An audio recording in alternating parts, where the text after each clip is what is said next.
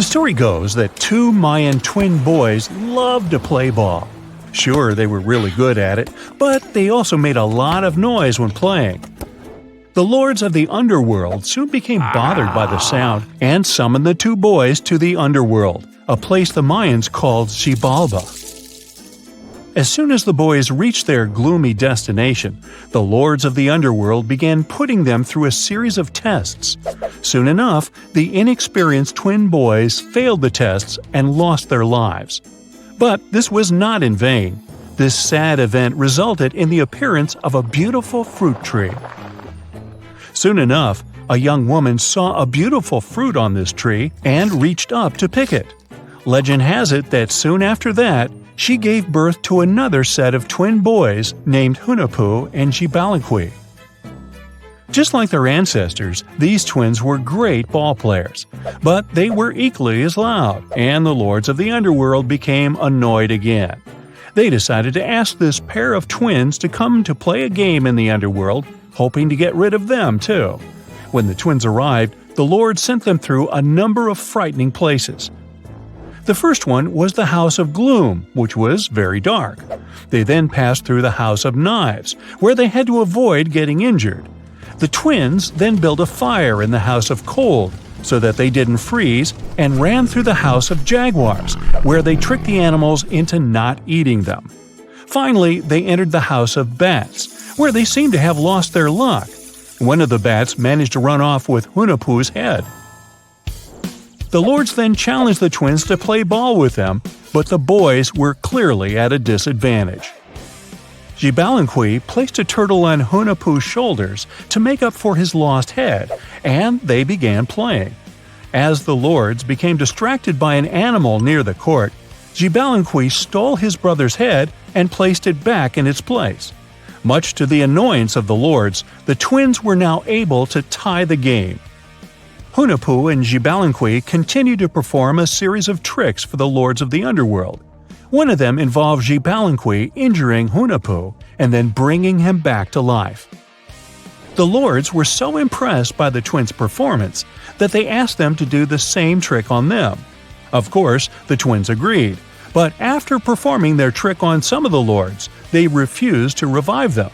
Seeing what had happened, the lords of the underworld admitted defeat and begged for their lives, promising not to intervene in the lives of people ever again.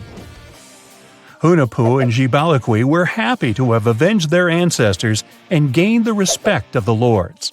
Legend has it that the lords of heaven were so impressed by the twins that they took them to live in the sky by turning them into the moon and the sun.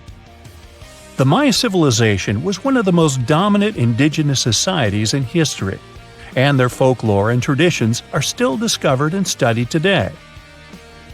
They used to live in a territory called Mesoamerica. It was made up of modern-day Mexico and parts of Central America like Guatemala, Belize, Honduras, Yucatan Peninsula, and El Salvador. They lived from 1800 to 900 BCE and up to 900 to 1500 CE. Apart from their impressive legends, the Maya were very skilled inventors. They're known for their calendars, writing systems, farming methods, and sports. Their writing, for example, was found preserved on buildings and stone monuments, as well as in rare books and pottery. It's a system made out of more than 800 hieroglyphics in various combinations. Each of those signs was said to represent a syllable. Their writing system was deciphered by accident by Tatiana Proskorakov, an American woman who initially studied to be an architect. Since she didn't find a job in her field, she eventually became a Mayanist in her own right, despite not being academically trained. She was the first to notice that the Mayan upended frog glyph meant birth, and that their toothache glyph meant the date when the king ascended to the throne. It made it easier for scientists to pinpoint birthdays, as well as the names of the rulers of a specific Mayan dynasty. They also invented the concept of zero, which is seen as one of the greatest innovations in mathematics, physics, and human history altogether. Sure, even back then, people understood the idea of having nothing, but the concept of zero as a number is a relatively new invention. A fun fact about Mayans is that they really liked hats. The bigger your hat was, the more important you looked. Not only was it a sort of fashion statement, but it also made them look taller, which was a big deal for their aesthetic. The Mayans also came up with one of the most intricate and complex calendars in human history. It was the first to use 0 as a placeholder. Their calendar ended on December 21, 2012, which led some people to believe that it translated to the end of the world. Obviously, that was not the case. It just so happened that the date coincided with the end of a Mayan cycle of years. But you know, as advanced in science and astronomy as they were, they did make some mistakes. One of them was their belief that the world was flat. Their theory was that the 4 corners of the world were watched by the Brother Lords, who kept the sky from falling over their lands. Hats off for their menus, though, as they were well-known chocolate eaters. They turned eating chocolate into a form of art. The drink they made wasn't really like the hot chocolate we enjoy today, though. The recipe included mixing cacao with water, honey, chili pepper, cornmeal, and other ingredients to make a foamy, spicy drink.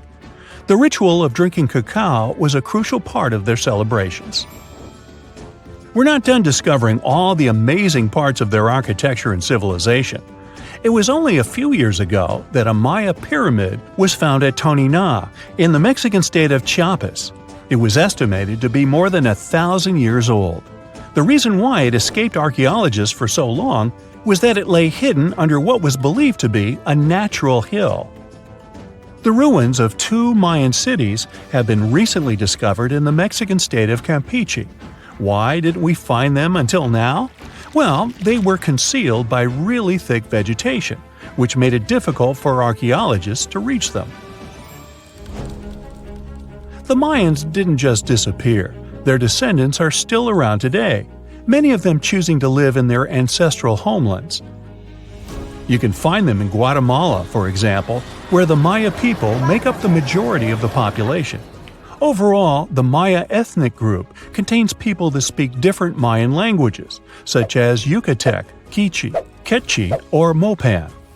They had no idea what a spa day was, but the Mayans really enjoyed a nice sweat once in a while. Sweat lodges were discovered around ancient Mayan sites. They were built out of stone or adobe. These rooms were an essential part of their cleansing and healthcare rituals. One of the earliest sweat lodges was found in Quello in northern Belize and appeared to date back 3,000 years. One of the most important parts of the Mayan culture was a ball game which they named Pix. It had both political and spiritual significance. We can see ball courts at important parts of Mayan archaeological sites. The main goal of the game was to pass a rubber ball through a very high stone hoop without using your hands. Basically, it was a combination of soccer and basketball. However, it could have serious consequences. The loser could, at times, even lose his own life. Ooh, high stakes indeed. Because of this game and the need for bouncy balls, the Mayan people were some of the first cultures to use rubber. They made it using natural latex. There were different kinds of rubber depending on what natural substances the latex was mixed with. And that, my friend, is the way the ball bounces. Sorry, but you know me, I just couldn't resist.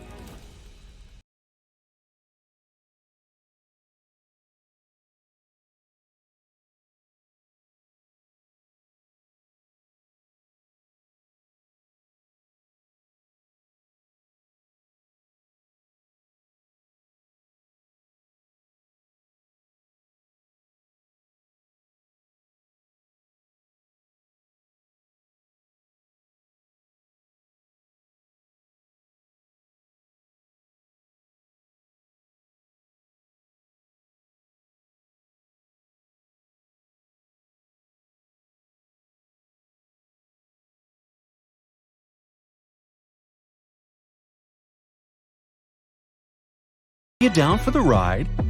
Rainforests are dense and difficult to access. If you were an archaeologist, I'm betting you'd find them quite threatening as well. That's actually one of the reasons why we've been kept in the dark for so long when it comes to the truth about the Mayans. But take a look at this. You'd expect to see ruins like this in places like Portugal, England, or the United States. I'm talking about 130-foot wide roads, painted white to help travelers journey through the nighttime. For scale, these roads were about half the size of an American football field. Huge, huh? Scientists recently unearthed a 110-mile network of roads such as these, and they think this dates back to before the first registered Mayan ruins we've known so far. These roadways, which sometimes ran over swampy ground and were even elevated at times, are being called the world's first superhighways. Even if there is no registry of animal-powered vehicles, it's believed that the Maya used them to travel around a network of possibly 964 settlements. They were built like a huge spider web, and from what archaeologists have gathered, they worked as an implied system of economic and social interactions. This completely debunks the traditional idea that the Mayan pre-classic period, which dates back to 1000 to 350 BCE, was made of small tribal settlements. Imagine the manpower and engineering ability you need to muster to build something close to these white highways. Scientists believe that these causeways were built pretty much the same way as the Mayans built their pyramids. Oh, and if you're wondering about these gigantic pieces of architecture, don't worry, we'll talk about them in a bit. Now, so far, scientists believe that the roads were built with a mixture of mud and quarry stone. Oh, and using several layers of limestone, of course. Researchers were only able to find all of this out because of a new technology called LiDAR imaging. Do you know how we've used sonar technology to map out the ocean bed? Well, this is very similar to that. But instead of using sounds, we use laser systems. This mapping system allows researchers to see through and beyond the thick canopies of forests. It's like we have X-ray vision. This is definitely a game changer. But lost Mayan cities began to be unearthed in the mid-20th century. And since then, ruins from cities such as Tikal, Palenque, and Uxmal have been rediscovered. But let's take a few steps back for a moment to get some context. The Mayans were one of the biggest pre-Columbian civilizations living in the Americas. Until now, experts believe that, at its apex, the Mayan civilization consisted of over 40 cities with a population of millions of people. That's a lot of folks. Their civilization spanned Mexico's Yucatan Peninsula, Guatemala, and Belize, and they survived mainly on agriculture. The thing is, the Yucatan Peninsula was an extremely difficult place to grow crops. So the Maya had to develop a complex irrigation system in most of their cities. They built a series of ceremonial buildings, pyramids, plazas, and even courts for playing ball. The Mayans might have been keen pyramid builders, but they also developed an advanced astronomical system. With whatever ancient technology they had, they were able to predict the exact location of planets, such as Venus and Mars, as well as the exact dates of eclipses. Now, let's take a look at some of their sites. This is Tikal. Located at the heart of the Guatemalan jungle, Tikal is believed to have been the capital of the ancient Mayan Empire. At its height, it was comparable in importance to such cities as London or New York in today's world. It is composed of a series of complex monuments. In total, the site has 12,000 buildings. The North Acropolis is Tikal's most ancient complex of monuments. Built solely by human hands around 350 BCE, it served as the resting place of kings and chiefs. Its monuments are up to 200 feet high. Back in the day, the step pyramid temples were painted a beautiful red. Mayans loved that color. Today, of course, you'll only see the limestone. We've said that the Mayans spread out through different countries, so it shouldn't come as a surprise that Chichen Itza is a 10-hour drive from Tikal today. There's no feud between the two, they were just different city centers, like New York and LA. It's got one of the best preserved pyramids on Earth to date. Located in Mexico's Yucatan state, this Mayan city is well over 1,500 years old. At its peak, it was home to 35,000 people. The site covers 4 square miles of land. The highlight is El Castillo, a tremendous step-like temple standing 80 feet above ground. Its most peculiar feature is that it has 91 steps up each of its 4 sides, including the upper platform, which makes for 365 steps, the same number of days as the solar year. Makes you go, Behold, the lost city of Palenque. Another important Maya city is believed to have hosted over 6,000 people at its peak. Archaeologists have made some unusual discoveries on this site. The most eccentric of them all makes us think of Indiana Jones and the Tomb Raider. One of the buildings in Palenque is believed to be the final resting place of the Red Queen of Palenque. She was believed to be the grandmother of the last Mayan king. In her honor, a huge monument was built to keep her body after her passing. The discovery of the tomb itself was already thrilling. Archaeologists found an ancient monument when digging at the site back in 1994. The first they saw was a room with a hidden door. Once they opened the door, they discovered an 8-foot-long corridor. At the end of this corridor was the queen's chamber, and inside was the mummy of the queen herself. They found her to be accompanied by her pearls, jade shells, and expensive rocks. But as the team explored the remains, they saw something strange. The room was filled with a red-colored powder. Researchers knew that the color red was important to the Mayan people, but they didn't understand why the queen was buried with this unknown substance. They took a sample back with them for further analysis and discovered that the red powder was cinnabar, a very dangerous mineral. This powder, when inhaled, can cause severe health damage to a person. The team concluded that this could only be a trap for anyone trying to steal her riches. Talk about curses, huh? One thing that has always troubled researchers is the lack of evidence on the decline of this almighty empire. What could have been the cause of their demise? Was it a drought? Some disease? New research in 2017 did shed some light on this issue. Using data from a site called Ciabal, located southwest of Tikal, scientists analyzed radiocarbon data from ceramics and archaeological excavations to extract new information about the unexpected passing of this great civilization. The information shows that, instead of a sudden collapse, the Mayans most likely fell in waves of social instability and political crises. These events are believed to have deteriorated Mayan city centers and began causing the dispersion of the Mayan population. So, what's your take on the end of this story? Imagine discovering an ancient city without leaving the comfort of your home. In 1963, a man in the Nevşehir province of Turkey did exactly that. He was renovating his house. He knocked down a wall in his basement and found a mysterious room. He continued digging and saw a tunnel. This is how Derinkuyu underground city was found. Derinkuyu is one of the deepest multi-level underground settlements of Cappadocia and in all of Turkey. This engineering masterpiece has 8 levels. The inhabitants living on those floors had access to cellars, storage areas, chapels, a school, a study room, and other structures. All floors are connected by an extensive network of tunnels. It's believed that the underground city was built as a shelter. You can't see the construction from the outside. Its depth is approximately 279 feet.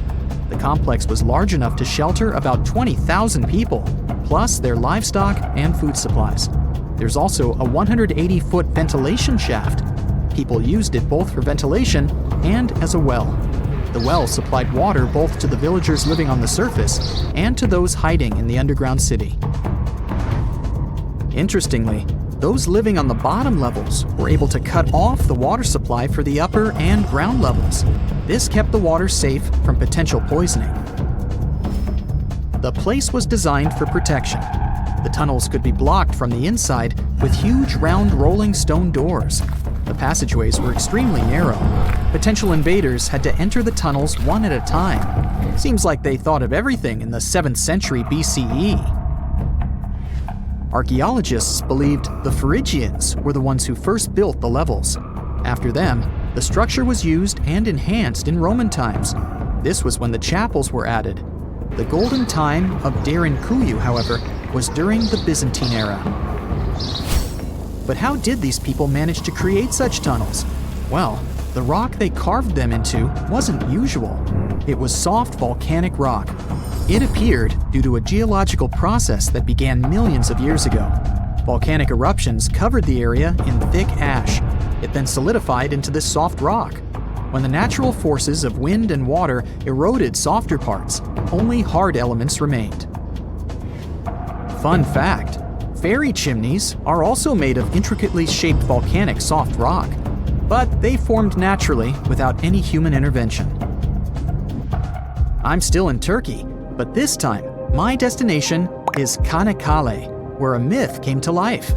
For 3,000 years, people believed that Homer's Iliad was fiction and that Troy never existed. In 1863, everything changed. Expatriate Frank Calvert discovered ancient ruins in western Turkey. He was convinced they belonged to the ancient city of Troy. Heinrich Schliemann examined this area in 1868. That's when Troy saw sunlight again after all those centuries. Troy has complex layers. Over the years, 9 ancient cities were built on top of one another. Historians say that the area was strategically located between Europe and Asia, so it became a prosperous trade and cultural center. This strategic position made Troy attractive throughout history. After the Trojan conflict, the city was abandoned between the years 1100 to 700 BCE. Then Greek settlers rediscovered the area, and Alexander the Great ruled there. The Romans then invaded the city. Speaking of this event, the first thing you would see when visiting the site is a replica of the wooden Trojan horse from a movie shot in 2004. The next stop is Lothal. In the 1950s, Lothal and several other Harappan sites were discovered in India. These new provinces extended the boundaries of the Indus Valley civilization. Lothal was an important part of the Harappan civilization. It had vast cotton and rice fields. Plus, it had a bead-making factory. Beads were made from semi-precious stones, like agate. Many of these beads were later found in Mesopotamia, which serves as evidence that Lothal was a thriving trading port. Archaeologists believe that the city was part of an ancient trade route. Traces of agriculture? Check. Traces of trade? Check. What else? The remains of residential buildings, streets, bathing pavements, and drains. Some real city planning, and impressive examples of early urbanization. The town was well constructed. There were modern houses. Some of them had 6 rooms, bathrooms, a large courtyard, and even a veranda. Lothal also had the world's oldest known dock. It linked the city with the Sabarmati River and the trade route. The ancient Mayan city of Calakmul is located in southern Mexico in the tropical forest of the Tierras Bajas. From 500 CE to 800 CE, Calakmul was home to over 50,000 people. There was a central plaza surrounded by outer districts. And if we count both the inhabitants of all those outer areas and those who lived in the center, Calakmul had a population of more than 1.5 million people. It was a city that was habitable for 12 centuries. It's believed that the place had more constructions than any other excavated Maya settlements in the region. After 1000 CE, the Maya civilization there faced a downfall. The settlement that was once the center of Mesoamerica was almost completely abandoned. The ancient city was at the heart of the second largest tropical forest in America. The site is well preserved, so today, if you were to visit it, you would be able to picture what life looked like in ancient Mayan times. The city remains include architectural complexes and sculpted monuments, defensive systems, quarries, water management features, agricultural terraces, massive temple pyramids, and palaces, not to mention a variety of body ornaments and other accompanying objects. It proves that complex state-organized societies lived in this tropical forest. The Mayans depicted nature in their paintings, pottery, sculptures, rituals, and even food. I'm moving on to a place people thought didn't really exist. The city of Thonis Heraklion appeared only in a few inscriptions and ancient texts. Turns out, it was waiting to be discovered for thousands of years. Scientists searched the majority of the coast of Egypt. But then, archaeologist Frank Gaudio and his team detected a colossal face looking at them from under the water. The ancient city of Heraklion was discovered completely submerged 4 miles off Alexandria's coast. In the ruins of the lost city, There were 64 ships, 700 anchors, and a treasure trove of gold coins. Archaeologists consider a 16-foot tall statue and the temple remains the most important findings discovered by the expedition. Back then, the city had ceremonies and celebrations that took place in the Temple of Amun. The ruins and artifacts were made from granite and diorite, so they were in good condition even after having been in contact with water for centuries. They give people a glimpse into what life was like 2,300 years ago in one of the most important trade ports of the world. The city had a network of canals. You can think of it as an ancient Egyptian Venice. The canals linked many separate harbors and anchorages. Towers, temples, houses, and other structures were also linked by bridges. Thonis Heraklion was the country's main port for international trade and the collection of taxes.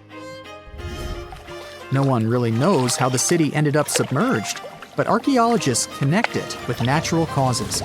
At the end of the 2nd century BCE, most probably after a flood, Heraklion got covered with water. Then, Alexandria, the city founded by Alexander the Great, became more glorious than Heraklion. Before Alexandria's fame, Heraklion was the main port of entry to Egypt. So, after the disaster, many ships heading for Heraklion had to change their route and go to Alexandria. Heraklion lost its glory until its rediscovery in 1933. Mesa Verde is an American national park in Colorado. The park is the largest archaeological preserve in the U.S., with more than 5,000 sites, including 600 cliff dwellings. Mesa Verde means green table in Spanish. The name comes from the shape of the mountains in the area, with flat tops and steep sides. The park is an ancestral Puebloan archaeological site. Starting from 7500 BCE, a group of nomadic Paleo-Indians seasonally lived in Mesa Verde. They were hunters, gatherers, and crop farmers. They built the first pueblos in the region. By the end of the 12th century, the Mesa Verdeans began constructing massive cliff dwellings, which are now the best-known structures in the park. It's the first day of your long-awaited trip to the Amazon forest. You flew all the way to South America. More specifically, you landed in the city of Manaus. It's the heart of the Brazilian Amazon. So far, you've traveled by air, car, and now water. You are on a tiny boat moving through the dark waters of the Amazon River. Yes, the river is also called the Amazon. And just FYI, it's the second longest river in the world. It loses only to the Nile River in Egypt. The Amazon sprawls for an impressive 2,700 square miles, beginning in Peru and ending only when it meets the Atlantic Ocean off the coast of Brazil. To get a closer look at the forest, you decide to start by exploring it by boat. First up, you watch some piranha fishing. You can even try to catch one yourself if you like. As you may know, piranhas are carnivorous fish that inhabit the Amazon River, so it might not be your best option to go swimming in these waters. One of the most emblematic species of alligators present in the Amazon River basin is the broad-snouted caiman. It looks pretty much like a regular alligator, except for the fact that it has a yellow chin. Your guide leaves the boat and searches the water to show you a caiman up close. He also tells you of another legendary creature that lives in the dark waters of the river, the pink dolphin. Lucky you get to witness a family of pink dolphins showing their fins near your boat. They look magical from the place where you're sitting. You've probably never known dolphins can be pink, huh? After a few mesmerizing moments, you discover that the dolphin's pink color is nothing but an illusion. The animals are originally pinkish-gray, but due to the brown colors of the Amazon River, they look vivid pink when you stare at them from above. Your guide tells you that the pink dolphin is a central character of Brazilian folklore. Locals believe that the pink dolphins can turn into humans and wander off into towns at night. You get off your boat near one of the entrances to the forest. Now you're going to continue your trip on foot. Your guide says that you are venturing into very dangerous terrain. The Amazon is home to some of the creepiest species of wildlife on the globe. But don't worry, we'll get to see a lot of them today. You've come prepared, of course. Bug spray, a raincoat, and your sharp eyes. Inside the jungle, you need to be alert at all times. You may have heard legends of the anaconda, a snake that can swallow animals as big as a cow in one go. Sorry to break it to you, but those are not just legends. Reptiles like these do actually exist. They live deep in the jungle. Is it right there, moving between the trees? Is it a spider? The so-called Goliath bird-eater is a monster spider. Its legs can grow up to a foot in length, and the spider itself can weigh around 6 ounces. It's also known as the king of tarantulas. You shouldn't get too close, of course. It's not venomous to humans, but its bite can surely sting. As its name suggests, the Goliath bird-eater can even eat birds, as long as they are smaller than it is. Up next, you run into another species of spider that draws your attention. This one is so tiny that you almost don't see it. It's known by the popular name of the decoy spider. You see one of its creations, a gigantic spider built by the tiny Cyclosa spider in order to scare off large predators. This is as amazing as it is creepy. A spider that uses the remains of other insects and dry leaves to create the image of a large spider on its web. If it fools predators, perfect! But to us humans, this work of art looks almost endearing. Who knew there were artists in the arachnid world? Near a small lake, you witness a unique scene. A large snake is slowly slithering its way toward a lizard that is resting on a rock. The lizard seems obvious to the presence of the dangerous reptile, but right as the snake is preparing to attack, the lizard flies the scene in its iconic way. The so-called basilisk lizard is famous for its ability to walk on water, or rather run across the water. This isn't an illusion, just a matter of balancing. The small lizard moves its legs on top of the water very fast, while its long tail serves as a counterweight. I wish I could do that. If you've ever wondered what a frog looks like on the inside, you've come to the right place.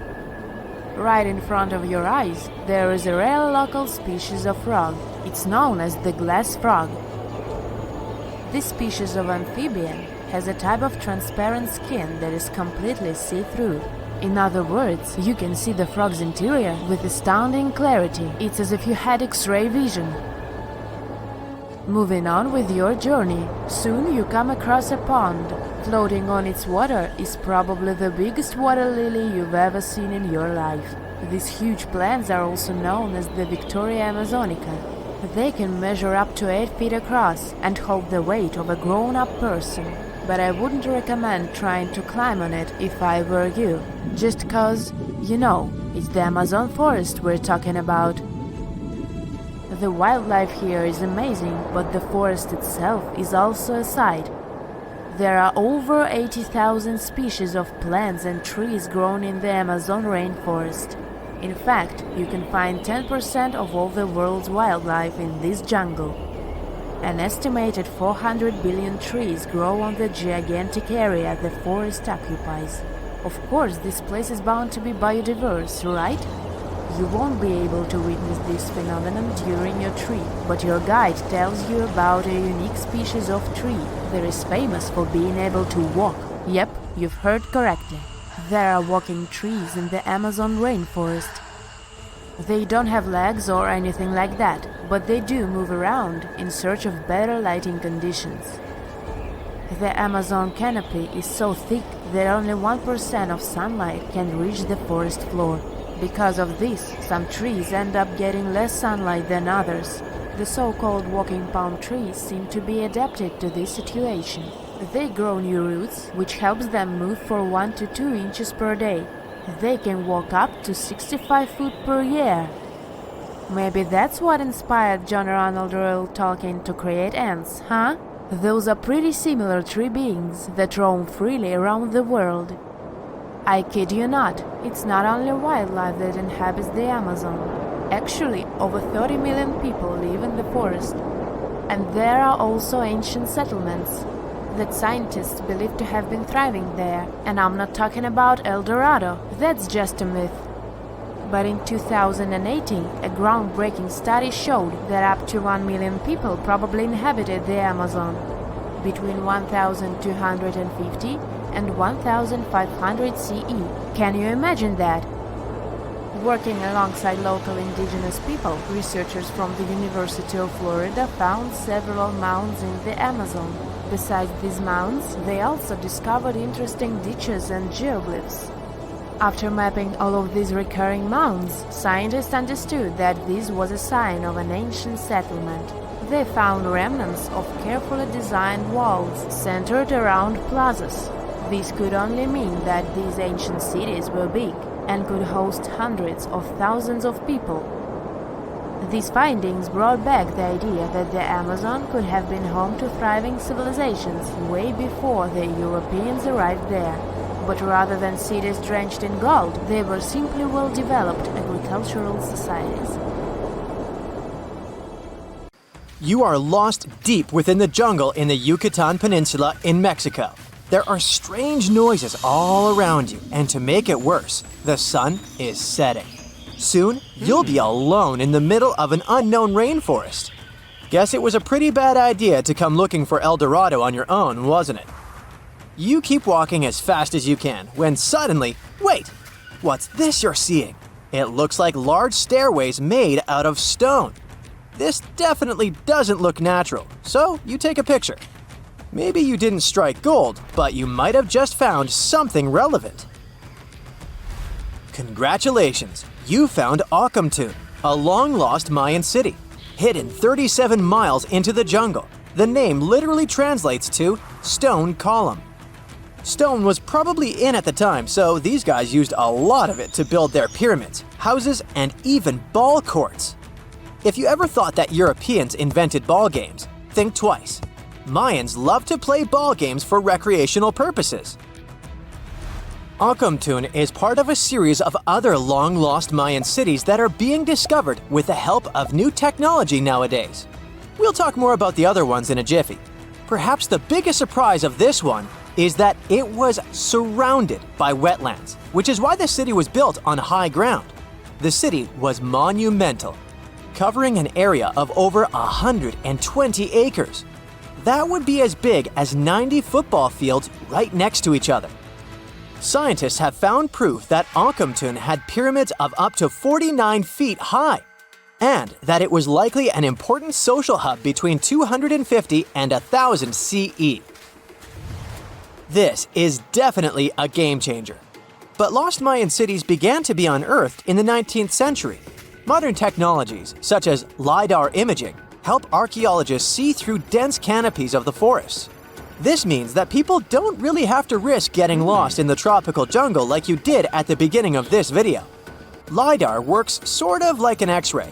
It sends out laser beams that can detect any signs of ruins or ancient constructions. According to space archaeologist Sarah Parchak, satellite imagery has been a key player in discovering ancient cities in South America, Egypt, and other places. Sarah herself spends most of her days scouring images for any signs of where there could have been cities long ago. She says that more often than not, what happens is that ruins are covered by vegetation, soil, or sand, which makes them super tricky to find. But thanks to these awesome tools, scientists also made the huge discovery of ancient Mayan causeways, which spread throughout old Mayan territories. I mean, take a look at these roadways. You'd expect to see ruins like this in places such as Portugal, England, or the United States. I'm talking about 130 feet wide roads painted white to help travelers journey through the nighttime. Scientists recently unearthed a 110-mile network of roads such as these, and they think this dates back to before the first registered Mayan highways we've known so far. These roadways, which sometimes ran over the swampy ground and were even elevated at times, are being called the world's first superhighways. Even if there is no registry of animal-powered vehicles, it's believed that the Maya used them to travel around a network of possible 964 settlements. They were built like a huge spiderweb, and from what archaeologists have gathered, this huge system of roads worked to connect a big system of economic and social interactions between Mayan cities. This completely debunks the traditional idea that the Mayan pre-classic period, which dates back to 2000 BCE, was made of small, tribal settlements. Imagine the manpower and engineering ability you need to muster to build something close to these white highways. Scientists believe that these causeways were built pretty much the same way as the Mayans built their pyramids, with a mixture of mud and quarry stone. Oh, and using several layers of limestone to make them white. That's pretty cool, right? But let's take a few steps back for a moment to get some context. The Mayans were one of the biggest pre-Columbian civilizations living in the Americas. Until now, experts believe that at its apex, the Mayan civilization consisted of over 40 cities with a population of millions of people. That's a lot of folks. Their civilization spanned Mexico's Yucatan Peninsula, Guatemala, and Belize. And they survived mainly on agriculture. The thing is, the Yucatan Peninsula was an extremely difficult place to grow crops. So the Mayans had to develop a complex irrigation system in most of their cities. They built a series of ceremonial buildings, pyramids, and plazas. The Mayans might have been keen pyramid builders, but they also developed an advanced astronomical system. With whatever ancient technology they had, they were able to predict the exact location of planets such as Venus and Mars, as well as the exact dates of eclipses. If you've ever seen examples of ancient Mayan cities, this is Tikal. Located at the heart of the Guatemalan jungle, Tikal is believed to have been the capital of the ancient Mayan conquest state. At its height, it was comparable in importance to cities such as London or New York in today's world. It's composed of a series of complex monuments. The North Acropolis is one of Tikal's most ancient complexes of monuments. Built solely by human hands around 350 BCE, it served as the resting place of kings and chiefs. Its monuments are up to 200 feet high.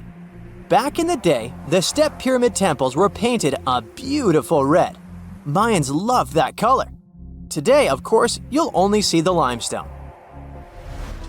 Then there's Chichen Itza. It's got one of the best preserved pyramids on Earth to date. Located in Mexico's Yucatan state, this Mayan city is well over 1,500 years old.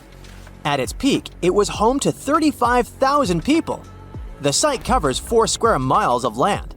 The highlight is El Castillo, a tremendous step-like temple standing 80 feet above ground.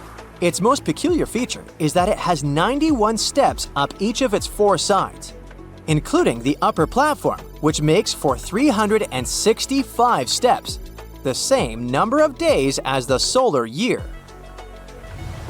You can see that these folks were a pretty big deal, huh? That's why nobody can really understand what happened to them. There's a big lack of evidence on the decline of this almighty empire. What could have been the cause of their demise? Was it a drought? New research in 2017 did bring some new discoveries into the mix. Using data from a site at Ceibal, located at southwest of Tikal, scientists analyzed radiocarbon data from ceramics and archaeological excavations to extract new information about the unexpected demise of this great civilization. The information shows that instead of a sudden collapse, the Mayans most likely fell in waves of social instability and political crises. These events are believed to have deteriorated Mayan city centers and began causing the dispersion of the Mayan population. It's hard to pinpoint the exact causes, though. But hey, recent discoveries are shedding a big light on humanity's past. Not only about the Mayan Empire, but about other long-lost civilizations of South America. A major recent discovery in Brazil was done using satellite imaging technology and is also shocking scientists. Some images from near the Xingu River, also in the Amazon, suggest that cities of millions of people might have existed inside the jungle, way before our modern civilization ever existed. I mean, if this doesn't shock you, I don't know what will. Satellite imagery also detected a network of trenches, dating back to 200 and 1200 CE in the Bolivian Amazon forest. These proofs suggest settlements that could have supported around 60,000 people right in the middle of the Amazon forest. When researchers from the University of Florida went on ground to check the satellite information, they were shocked to find several mounds that were accompanied by ditches and geoglyphs. Archaeologists also found remnants of carefully designed walls centered around plazas, much like the type of construction done by the ancient Mayans. Can you pronounce this name of the Aztec capital city? Yes, it's quite difficult to say in English and above my pay grade. Okay. It's Tenochtitlan. And Mayan cities are hard to pronounce too. Consider Jaxchilan. They must be part of the same language, right? Well, not really. The Aztecs and the Mayas were among the most famous Mesoamerican peoples. That's present-day Central America. But they didn't speak the same language, and they weren't even the same civilization. The two nations lived in different eras. The Aztecs dominated the region from the 14th to the 16th century. Back in Europe, this was near the end of the Middle Ages. The Mayas came before the Aztecs. Historians believe they started building city-states in the 3rd century. Their peak lasted until the 10th century. Now, this doesn't mean that the Mayas and the Aztecs didn't have contact with each other. But at the time this happened, the Mayas were on a decline, so the Aztecs traded more with their descendants than with real Mayan people. The two civilizations didn't even live in the same place. The Aztecs built their cities in the north of what is today Mexico. The Mayas lived to the south of them in the Yucatan Peninsula. Yes, that's also in Mexico nowadays. But the Mayas inhabited parts of modern-day Guatemala and Belize as well, and they spoke a number of languages. There's a whole Mayan language family they spoke, not just one language. Some of those languages have survived through today. Estimates show that there are 6 million indigenous Maya people groups spread across Central America. In Guatemala, there are 21 Maya languages recognized by the authorities. Further north, in Mexico, the number of official languages is 29. For the Aztecs, the situation is much simpler. They had a single language.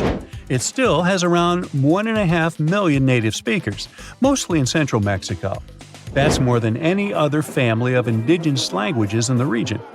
But is there a chance a speaker of Aztec languages can understand a speaker of the Maya language?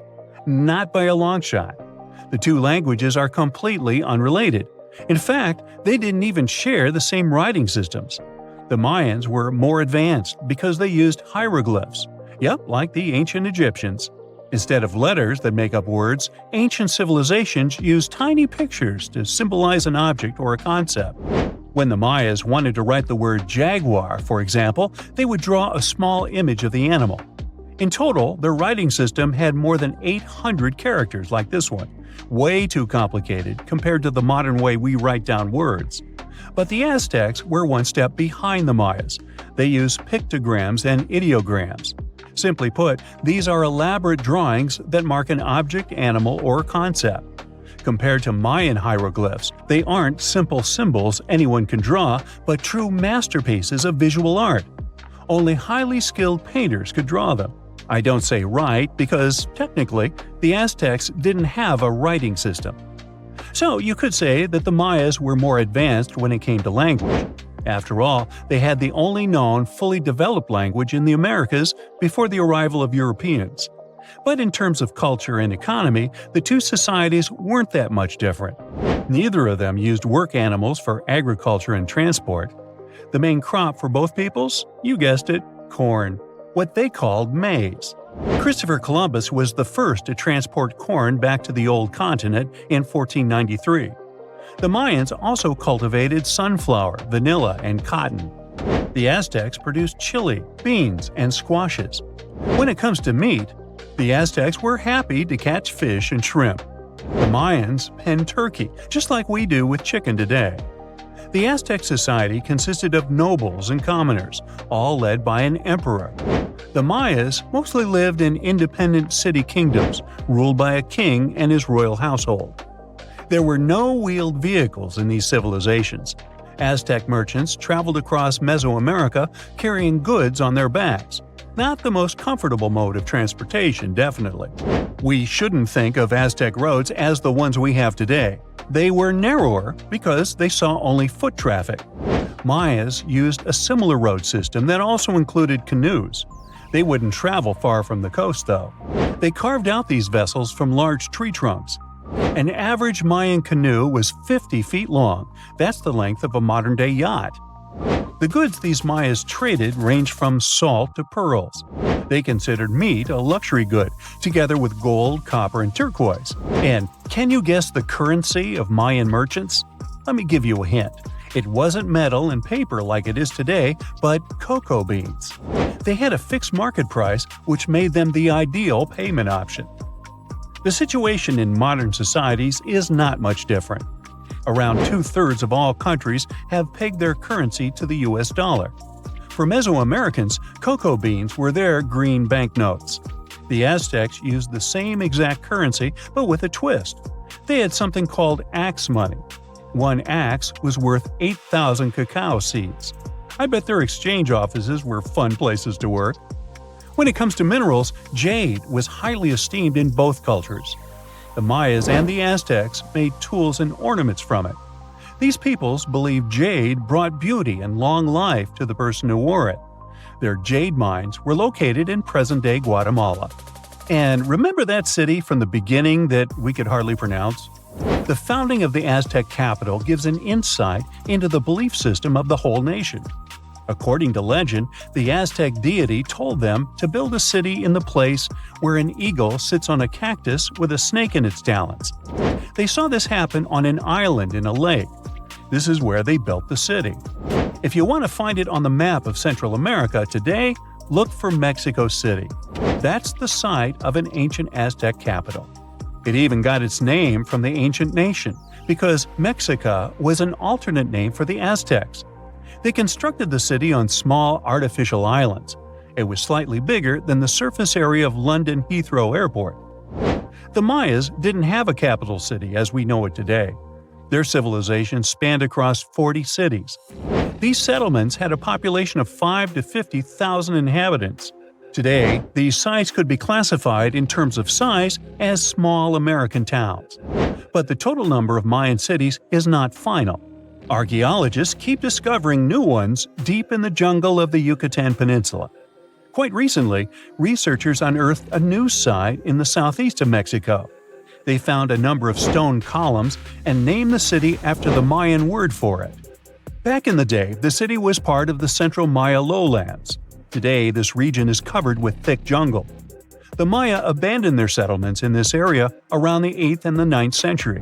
Historians still cannot agree on why this happened. Some claim overpopulation was the main issue. Others argue the trade routes collapsed, so Mayan cities couldn't flourish anymore. Whatever the case, northern Mayan cities lived on. The descendants of these peoples were there when the Europeans stumbled upon them several centuries later. The Aztecs were also present in today's Mexico at this time, but contact with a foreign culture didn't bring them much good. There was an outbreak of smallpox that sealed the Aztecs' fate. This doesn't mean that this American nation left the world stage forever, though. Every time we say words like avocado, chili, guacamole, chocolate, and coyote, we're actually reviving the Aztec language. These words are present in pretty much every language on the planet. Mayan words also entered modern English. Linguists argue that the word shark actually comes from a Mayan language. This is the word these ancient Mesoamerican people used for fish. Both ancient civilizations left behind pyramids, and they look very similar in style. The only hint that can help you differentiate between them is that there are way more Mayan ruins that still exist today. Finally, regarding maize, or corn as we call it, there's a story among the Maya descendants that their process of harvesting corn back then was called amazing. Get it? Maize? Corn? Okay, I made that up. You're not surprised, are you? If you ever fly over the deserts of southern Peru, you'll notice distinct white lines against the rusty red background. Look closer, and you'll see some clear shapes. Straight lines, rectangles, triangles, swirls. It seems like they're parts of huge drawings. You notice a monkey, a whale, a condor, a hummingbird, and whatnot. The lines were created more than 2,000 years ago by the people of the Nazca culture. Thanks to a dry climate and strong winds in the desert, most of the Nazca lines are visible today. To create them, the Nazca people removed the top layer of pebbles and revealed the soil beneath the ground. The color of the soil changes from reddish-brown to yellowish-gray, so the lines always look different. It looks like the creators of the lines started with small-scale models and increased the proportions to create full-scale designs. Scientists have tried to decipher the meaning of the Nazca lines ever since they were first discovered in the 1920s. But the first mention of the lines was actually much earlier, in the 16th century Chronicle of Peru, where they were described as trail markers in the desert. Since you can't really study the lines and their symbolism from the ground, the lines became world famous only in the 1930s with the advent of commercial planes. A decade later, American professor Paul Kosak was doing his research on the lines and noticed one interesting thing. When he looked up from the line, it was pointing directly at the setting sun. It happened one day after the winter solstice, and the scientists concluded that the lines must be the largest astronomy book in the world.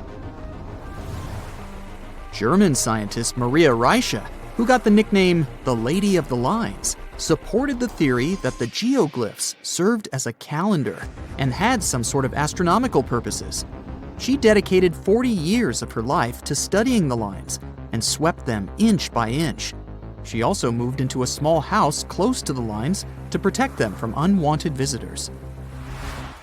Then in the 1970s, American researchers called the astronomy-related theory into question.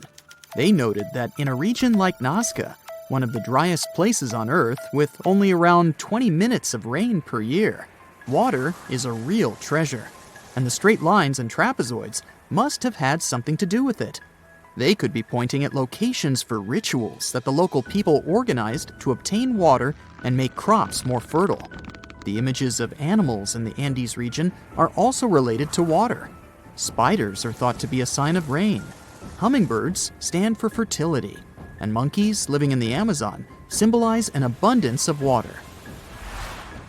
In more recent years, the Nazca lines have become the research ground for archaeologists from Yamagata University. They're using high-resolution aerial photography and drones to discover and catalog geoglyphs. The team has identified a total of 358 geoglyphs so far, and 168 out of them in 2022 alone. They found images of humans, camelids, birds, orca whales, cats, and snakes, most likely created between 100 BCE and 300 CE. Some of the images are around 10 to 20 feet long, so it's no wonder no one was able to detect them before. The largest geoglyphs, by comparison, are 1,200 feet across, which is about the height of the Empire State Building. The researchers believe the Nazca lines were used as a form of communication in the desert. The linear ones pointed the direction from valley to valley. The ones drawn on slopes seem to have been drawn along ancient pathways between settlements. The scientists now plan to find patterns in the geoglyphs depending on their distribution. They use artificial intelligence to analyze the images.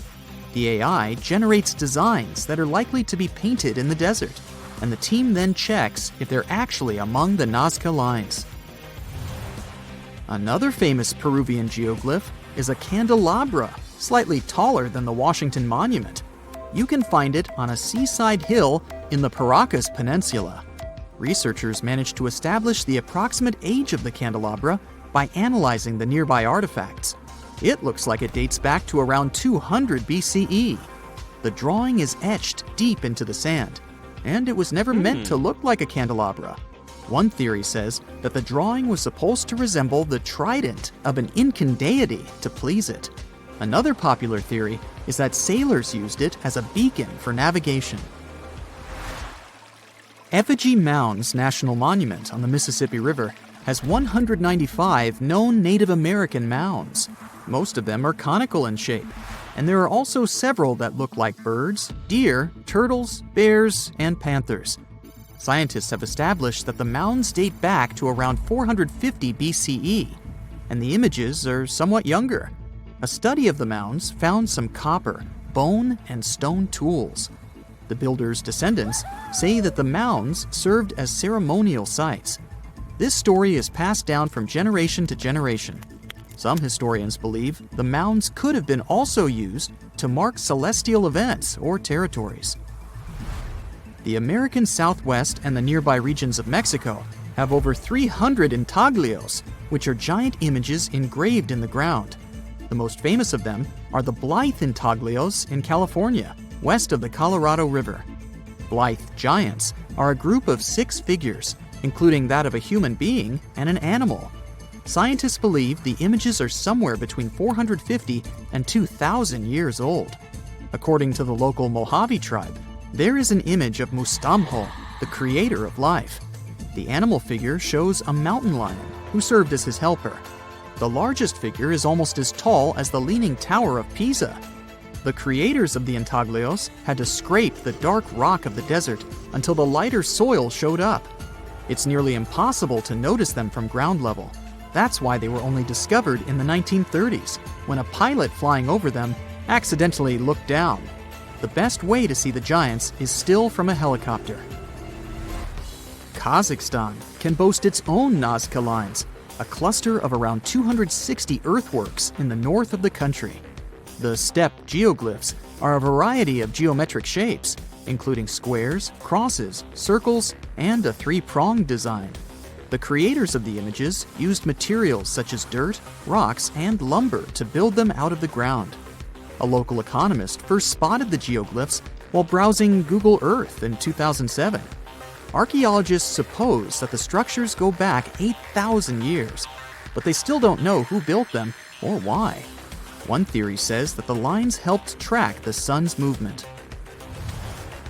NASA got interested in the discovery since the lines are much older than the ones in Peru.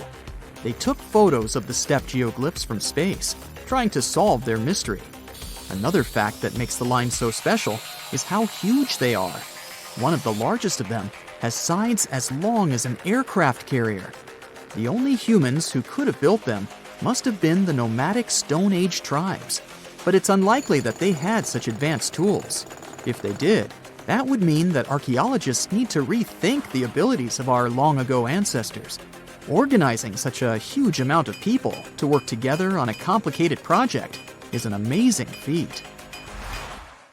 Although the white horse on a lush green hill in Oxfordshire, England, could easily pass for modern art, it's actually one of the most ancient geoglyphs. It was created between the Bronze and Iron Ages and is the oldest chalk-cut hill figure in Britain. Whoever created it had to remove the turf to reveal the chalky white part of the soil.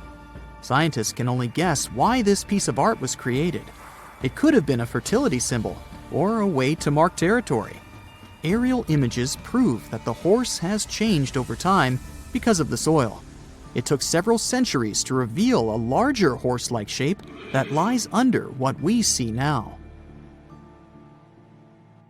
Imagine you could spend an entire week scanning ancient ruins and taking photographs of the world's most surreal archaeological sites. Would you be up for it? So, let's do some digging. The first stop on your busy itinerary is Southeast Asia. It's home to some pretty cool ruins.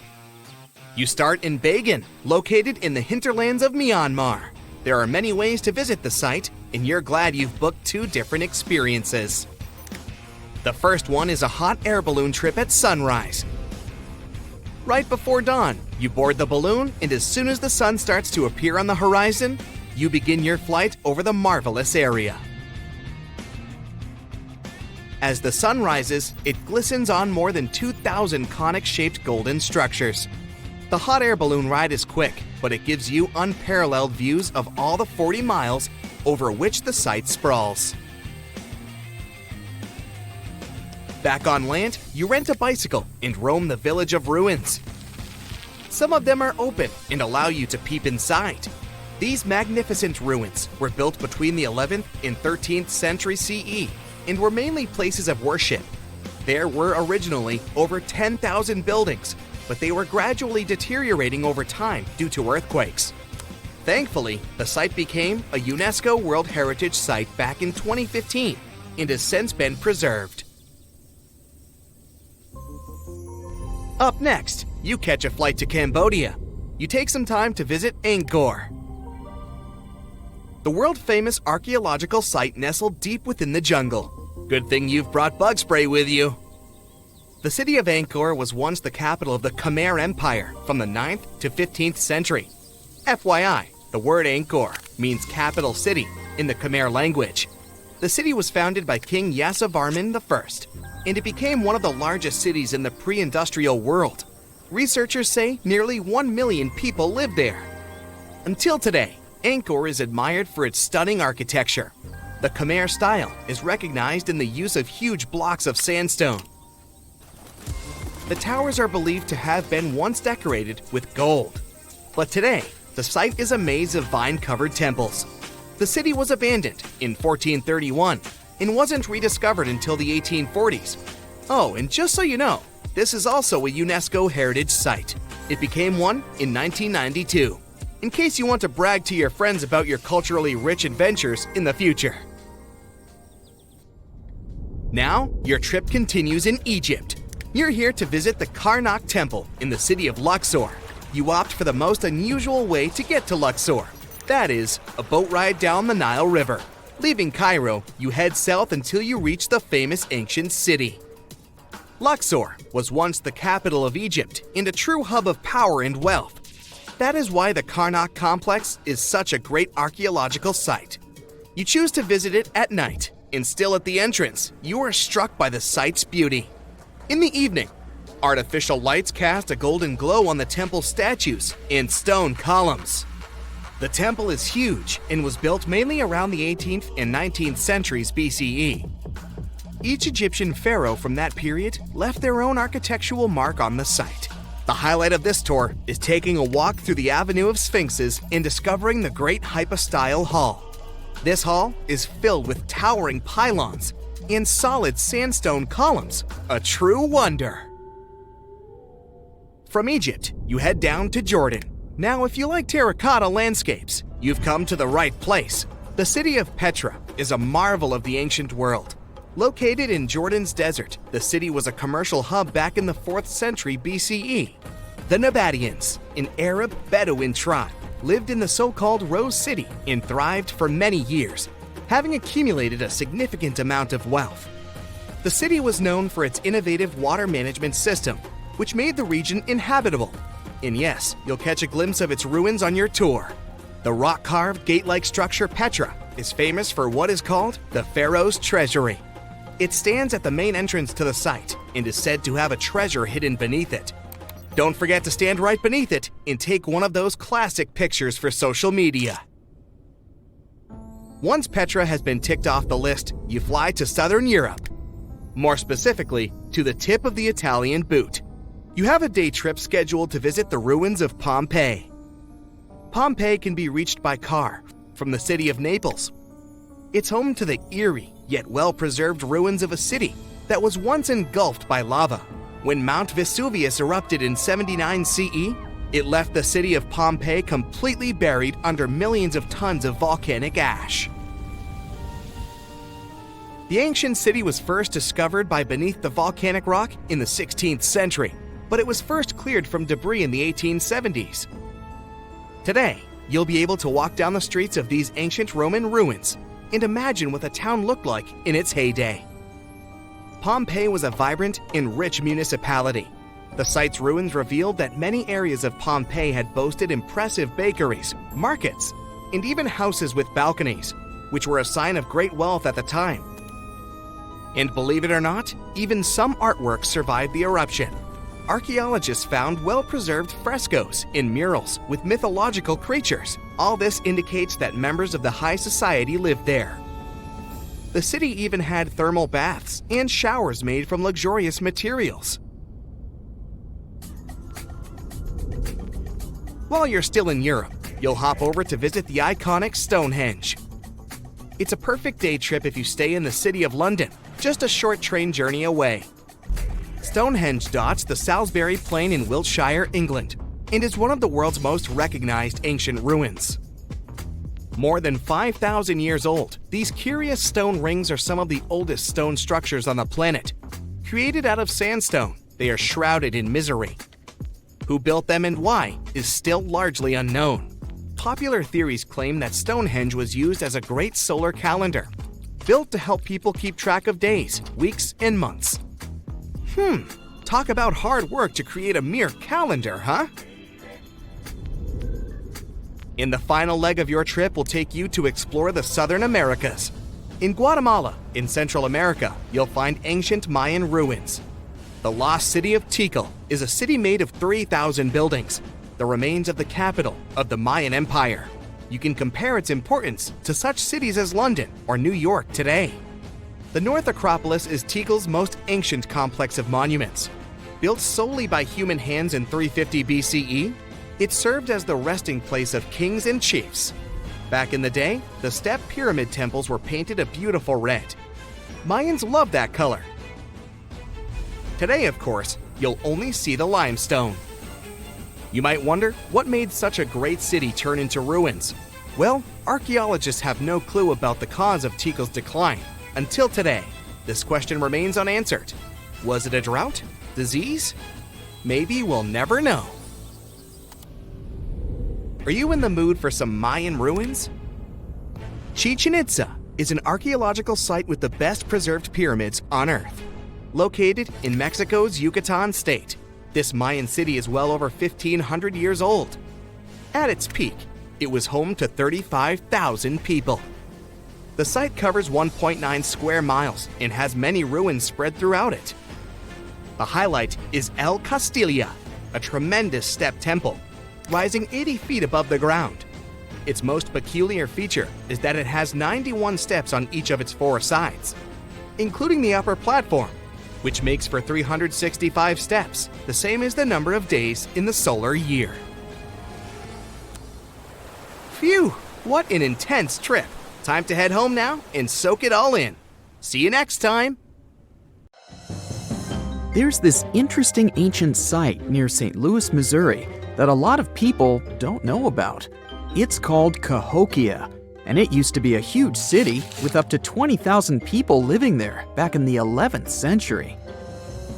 It's full of these massive earthen mounds that were built by hand, and the biggest one is still there today, at the Cahokia Mound State Historic Site.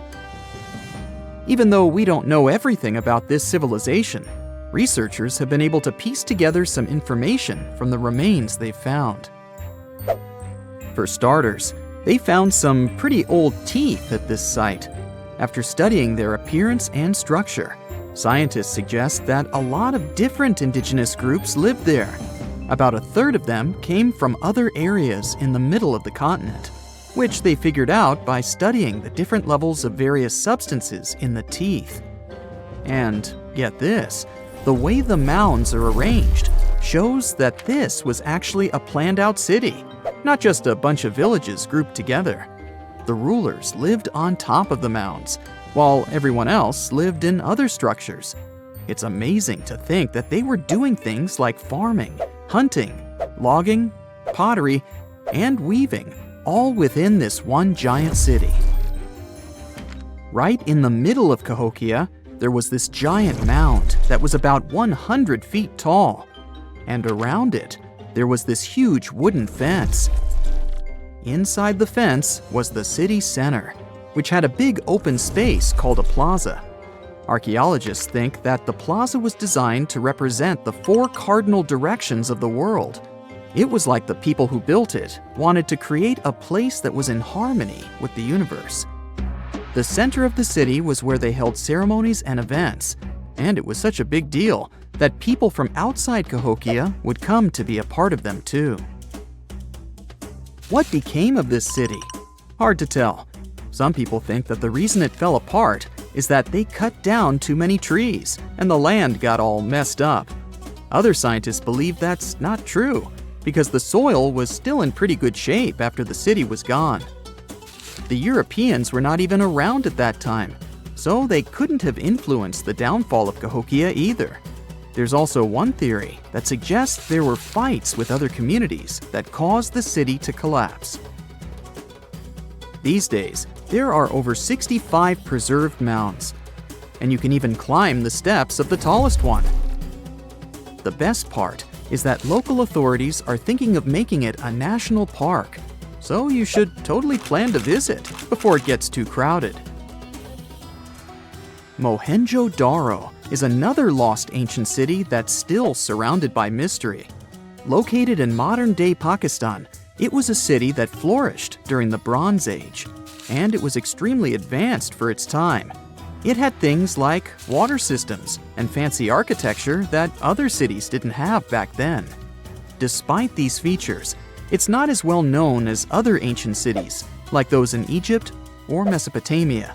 What's even weirder is that at some point, the city was abandoned, and no one knows why. Archaeologists found the city in 1911, but it took a while for them to realize how important it was. Eventually, they uncovered a lot of really interesting things about the city, like its advanced sanitation system. Excavations uncovered over 700 wells, as well as private baths and a large communal bath. Remarkably, even private homes had toilets, and waste was efficiently disposed of through a citywide sewage system. They also had a lot of trade connections and made some really beautiful objects, like pottery, jewelry, and figurines that were sold all over the region. Despite its amazing culture and knowledge, scientists have yet to figure out why the city was abandoned.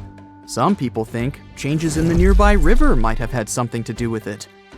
The writings that the people of Mohenjo-Daro left behind are still a complex code, even for the most skilled specialists, making it even harder to piece together their history. Have you heard of the lost city of Kolmanskop? It used to be a small settlement in the Namib Desert. Legend has it that it got its name from a man named Coleman who got stuck in the local dunes and was never seen again. But that's not the interesting part. In 1908, a railway worker found a shiny stone and showed it to the chief railway foreman, who turned out to be a hobby mineralogist. They discovered it was a diamond, and soon, Kolmanskop became the richest town in Africa and one of the richest places in the world. It had luxurious stone houses, a school, a hospital, and even an ice factory to produce ice for fridges. The hospital had the first X-ray machine in southern Africa, which was supposedly used to check if workers were illegally swallowing diamonds. Its popularity began to decline in the late 1920s when another diamond-rich location was discovered nearby. Most of the inhabitants soon began to flee the city in search of a better life, leaving the buildings abandoned. In 1938, all machinery was taken south and the town was left to the desert. The last inhabitant left Kolmanskop between 1956 and 1960. The hot climate and low humidity have preserved the structures over time, and tourists can now visit this desert ghost town. You've surely heard about this next ancient city, Machu Picchu. It's this incredible ancient location in Peru. It stretches across a huge piece of land in the Andes Mountains and sits high above sea level. It's even considered one of the wonders of the modern world. But here's the thing. Scientists aren't exactly sure what it was used for. It could have supported up to 750 people, but there aren't a lot of human clues left behind. Some people think it was more of a spiritual or ceremonial place, while others believe it may have been like a fancy spa retreat for the nobles. The extensive terraces might mean it was used for crop testing or as a trading hub. And there's even a theory that it was used as a prison because they found a cell-like area too. It's amazing that even today, archaeologists and historians are still puzzled about how it was built. Did you know that they probably didn't even use wheels for transportation? And those massive granite rocks were somehow pushed up the steep Andean mountains, even though most of them weighed a lot. Some historians think that hundreds of people worked together to push each rock up the peak. The huge stones at Machu Picchu are also so close together that you can't see any cracks between them. It's pretty cool because it also makes the area safe during earthquakes, which is important since Peru is a shaky country. But how did the stones stay put during all those quakes? They actually move a little bit, but then they go back to their original spot, almost like they're dancing. Some people think wet wooden wedges were used to keep them in place, but that doesn't really add up, considering how big the structures are. Locals back then also seem to have built Machu Picchu without using any pack animals or iron tools. They had to sculpt and put everything together using mostly their hands. Plus, the citadel is built on a fault, so they had to move a bunch of stone and earth to make it flat. Scientists also think that the real construction is actually underground because of the deep foundations and drainage system. In fact, there's a hidden water system that was just recently discovered using 3D scanning. They didn't even use mortar to put the granite blocks together. They were so precise that you can't even fit a sheet of paper between them. One theory suggests that people that lived there used stone tools made of a harder material than the stone they were cutting. So, imagine you're 15 and you get bored of playing video games. Instead, to pass the time, you decide to give some attention to an old hobby of yours, tracking down lost Mayan cities. You've heard that some ancient civilizations are said to have built entire cities based on constellations, so you decide to check out whether that was true for the Mayans. You find a book containing all the constellations the Mayan civilization believed to exist. You open good old Google Maps and map every ancient Mayan city discovered to date. You start seeing that this information actually matches. And truly, the biggest ancient Mayan cities correspond to the brightest and biggest stars of the Mayan constellations. Okay, this is getting interesting. You manage to map out over 100 ancient cities when you suddenly notice something strange. There's an area in the Yucatan Peninsula in Mexico where archaeologists have unearthed 2 Mayan cities. But on the constellation map, there are 3 stars. Could this mean there is a long-lost city waiting to be discovered nearby? You might think this sounds too daydreaming, but the story is actually true. The previous account happened to a Canadian teenager named William Gaddery. The boy is known as a science genius and had even won an award for the constellation theory we presented just now. When he noticed that a 3rd city was missing from the 23rd constellation he was examining, he began to scour the internet for satellite pictures that could help him solve this mystery. He looked into images from NASA, JAXA, a Japan-based satellite company, and Google Earth. These images were still insufficient to answer his questions, so he reached out to a friend inside the Canadian Space Agency. His friend provided him with state-of-the-art satellite imagery that gave him the answer he was looking for. According to the images, there is a large square area right on the border of Mexico and Belize, which looks like the remains of a city.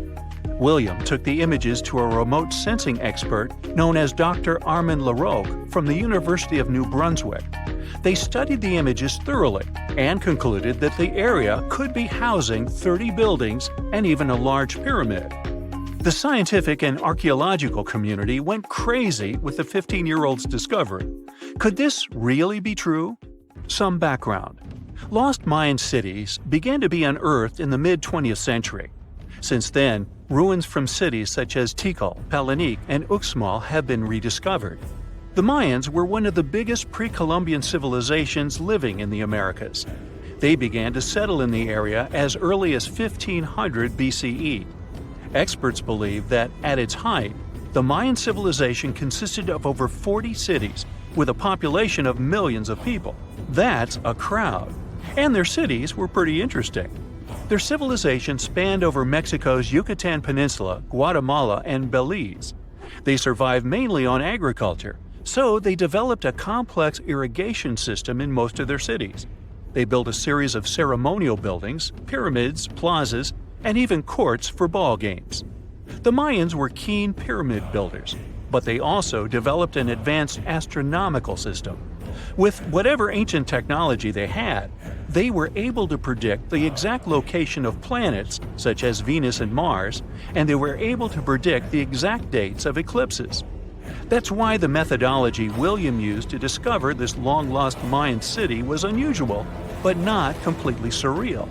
The Mayans were keen astronomers, so it wouldn't be too strange that they built their major architectural feats in relation to the sky, would it? And they wouldn't be the first ones to be doing so.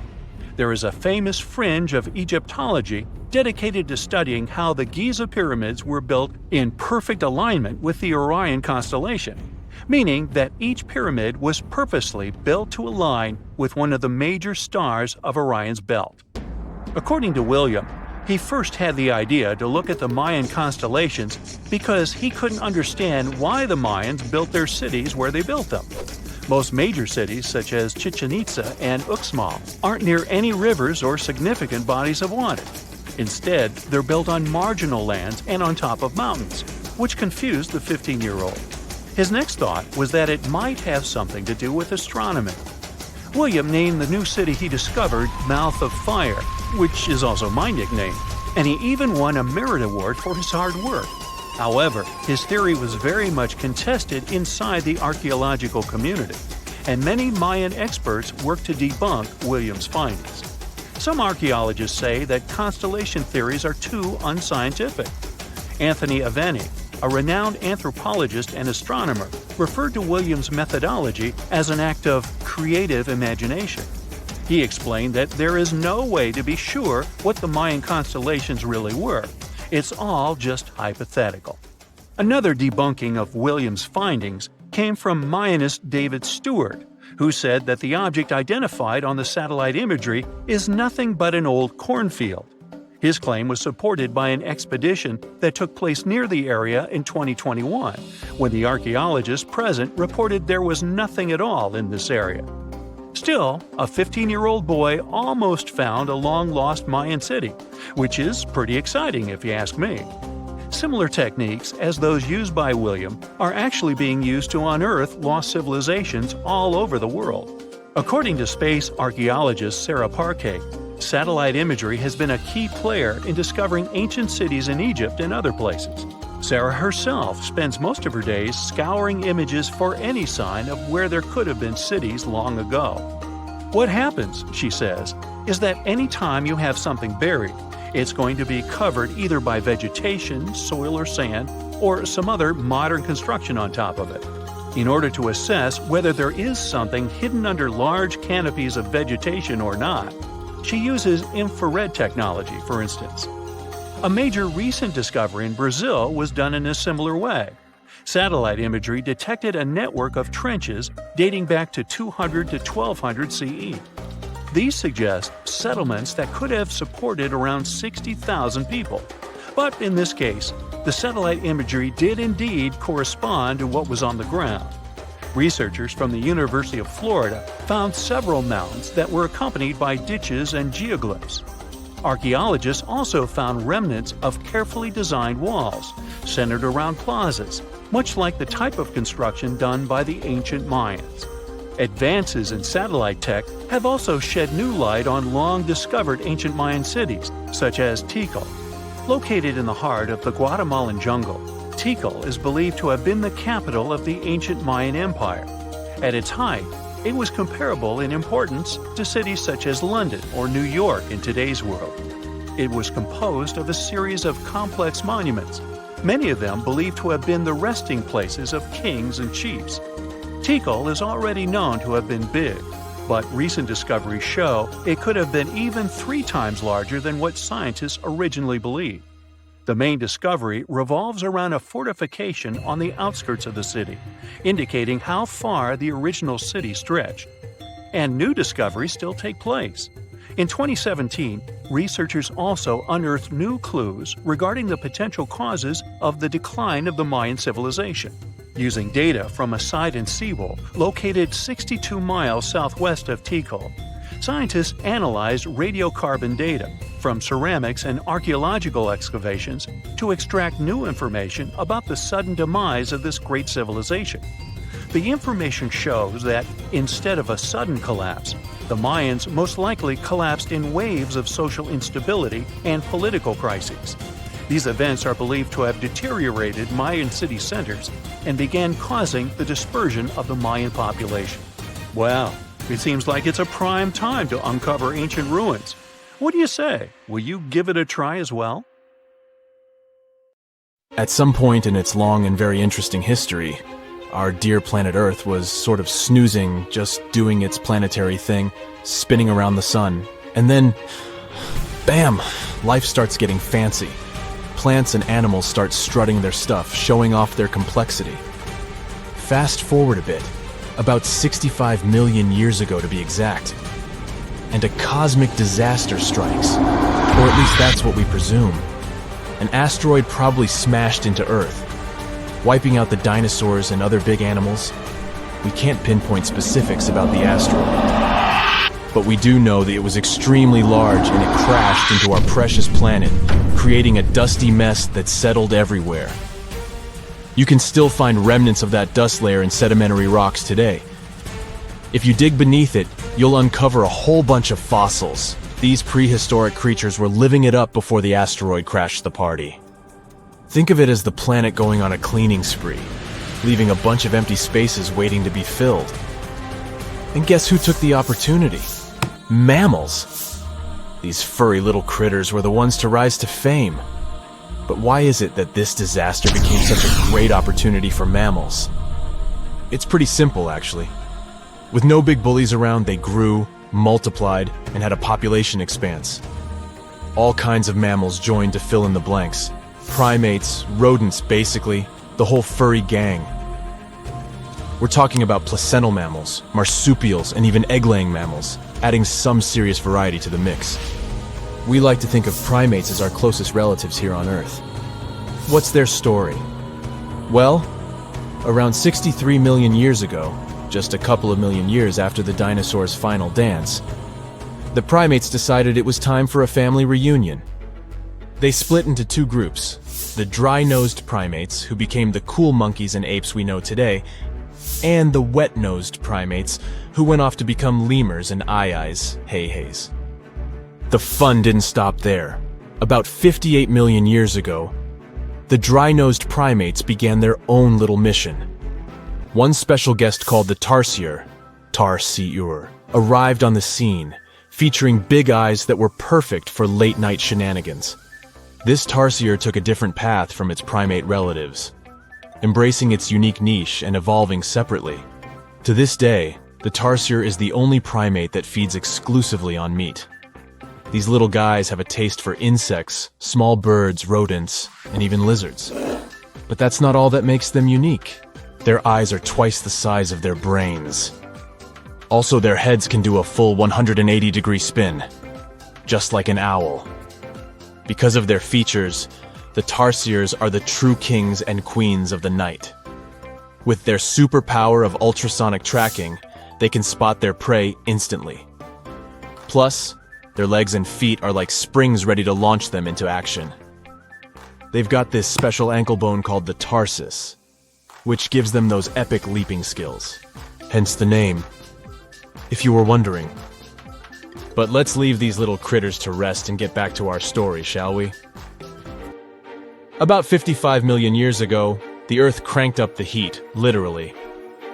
This sudden hot pod was a bit too much for many deep ocean dwellers and plants to handle, and they bid their farewells. But hey, every goodbye is an opportunity for something new, right? The oceanic mammals known as cetaceans saw their chance and took it. They splashed into those empty niches, becoming the rulers of the sea. In this category of creatures, you can find the blue whale and the dolphin. A special primate guest made an appearance around 47 million years ago. Scientists now affectionately call the fossil of such a creature Ida. This little wonder caused quite a stir, initially hailed as the missing link in human evolution. But here's the hilarious part. It turned out Ida was not one of us dry-nosed primates, but a cheeky wet-nosed one. Moving forward to 40 million years ago. This is when another big event happened in the primate world.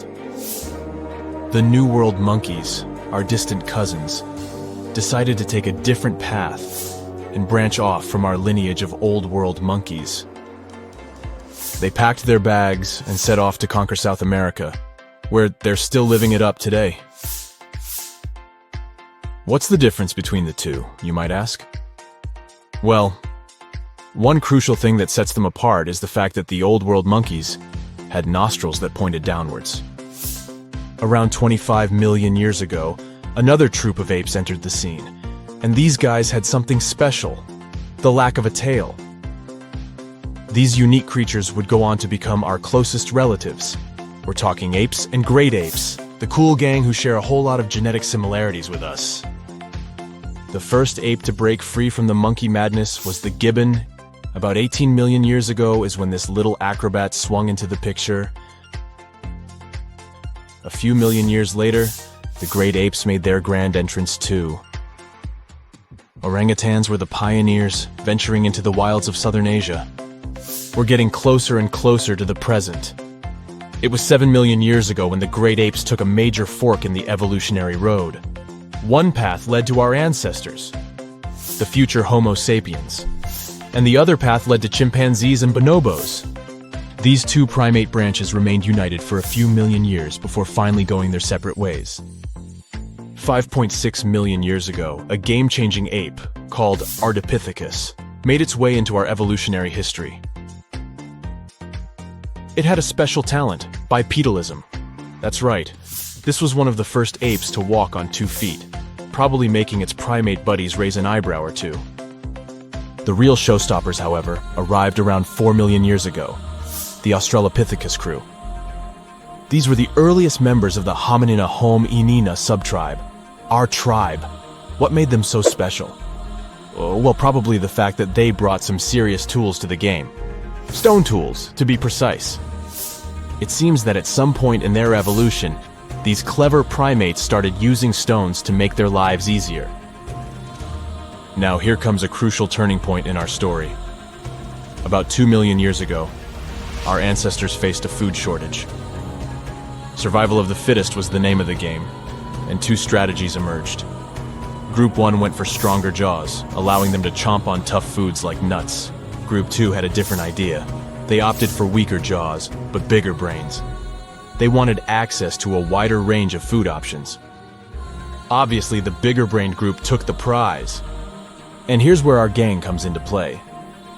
Around 2.5 million years ago, a type of primate also known as handyman made its mark on history.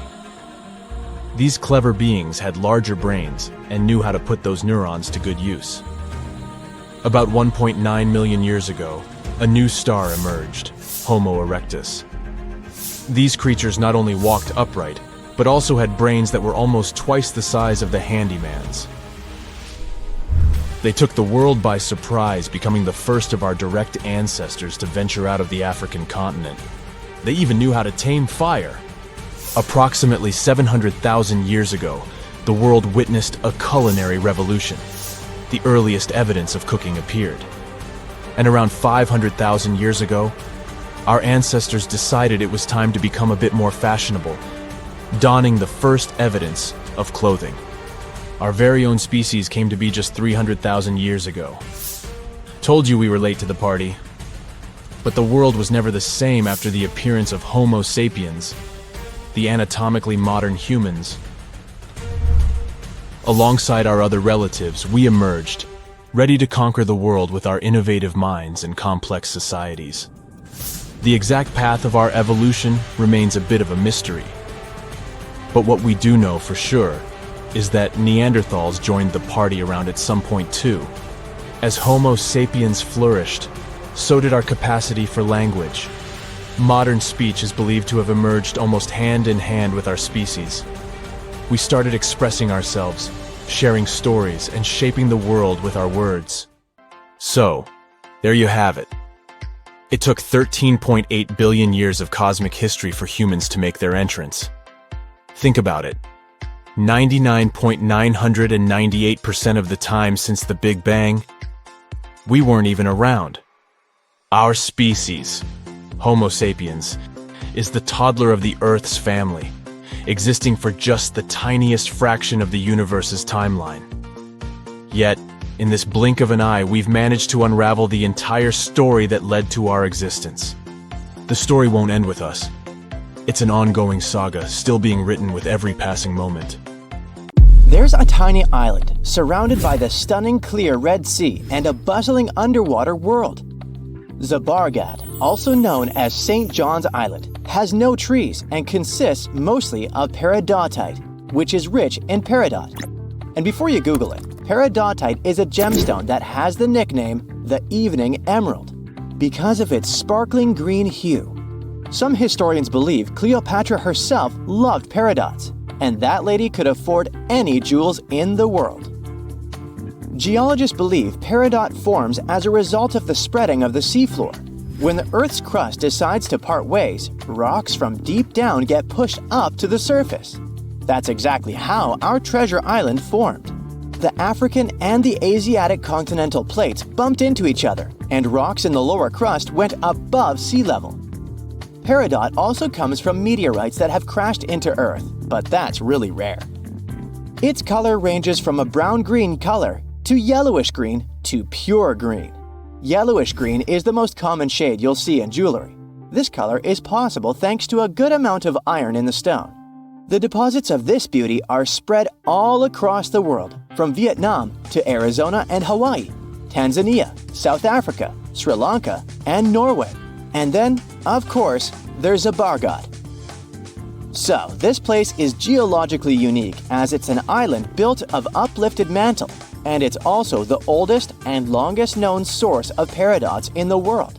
The first people came here for the gemstones many centuries ago.